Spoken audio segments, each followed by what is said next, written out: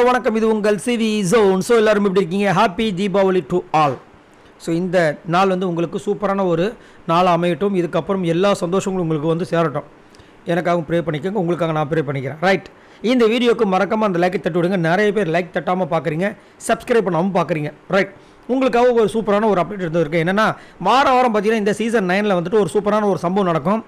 அதுலேருந்து நிறைய விஷயங்கள் நம்மளுக்கு வரும். என்னென்னா இந்த சீசனில் ஒரு ஸ்பெஷலான விஷயம் என்னென்னா Super Deluxe family versus Bigg Boss வீட்டு ஃபேமிலி.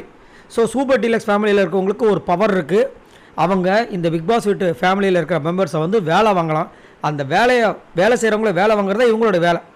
ஸோ அந்த மாதிரி ஒரு பவர்.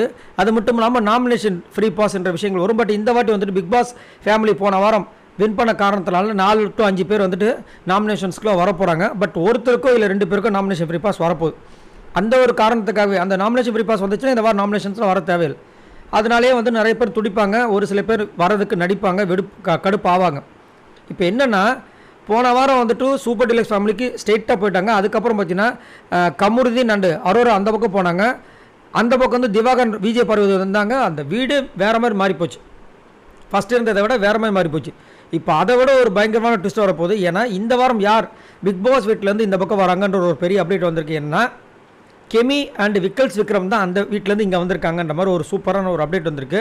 ஸோ இந்த வீட்டிலேருந்து அந்த பக்கம் யார் போனாங்கன்றது தெரியல. பட் அங்கேருந்து இந்த பக்கம் வர விஷயங்கள் சூப்பரான ஒரு அப்டேட் அப்படின்னு கண்டிப்பாக சொல்லி ஆகணும். ஏன் அப்படின்னா விக்கல்ஸ் விக்ரமும் சபரியும் திக் ஃப்ரெண்ட். எப்படி திக் ஃப்ரெண்ட்டு? அது மட்டும் இல்லாமல் சபரி எவ்வழியோ அவ்வழியே விக்கல்ஸ் விக்ரம் சபரி அங்கே நோக்கினார்னா அவரும் அங்கே நோக்குவார். அந்த மாதிரி ஒரு பாண்டிங்கில் இருக்காங்க. இப்போ இவர் இங்கே வந்துட்டார்னா இவர் கண்டிப்பாக அங்கே வேலை கொடுத்தே ஆகணும். அது மட்டும் இல்லாமல் உங்கள் வேலையை ஒழுங்காக பண்ணுங்கள், உங்களோட விளையாட்டை ஒழுங்காக சுவாரஸ்யமாக பண்ணுங்கள். நாமினேஷன் ஃப்ரீ பாஸ்க்கு என்ன டாஸ்க் விளாண்டிங்கன்னு சொல்லிட்டு கழுவி ஊற்றிட்டாரு நம்ம விஜய் சேதுபதி. அதனால் விக்ரம் பண்ணி தான் ஆகணும். அது மட்டும் இல்லாமல் அவருக்கே தெரிஞ்சிருக்கும் எல்லாரும் கண்டென்ட் கொடுக்குறாங்க, நம்ம எதுவுமே கொடுக்கல வெயிட்டா அப்படின்ற விஷயங்கள். ஈவன் திவாகர் வினோத் கூட வெளியே வைரல் ஆகிட்டாங்க, நம்ம வரலையே.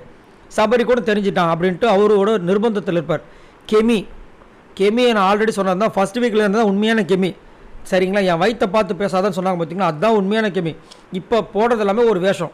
இப்போது இவங்க இந்த டீமுக்கு வந்ததுனால அவங்களுக்கு ஒரு பவர் கிடைக்கும்.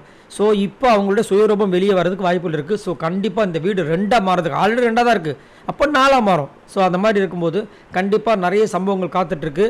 மேபி இவங்களுக்கும் அன்புகாங்குக்குமே சண்டை வந்தாலும் ஆச்சரியப்படுறதுக்கு அந்த மாதிரி தான் போகும்னு நினைக்கிறேன். அதேமாதிரி இந்த டீம்லேருந்து யார் போகும்னு தெரியல. நீங்கள் உங்களோட கருத்தை சொல்லுங்கள்.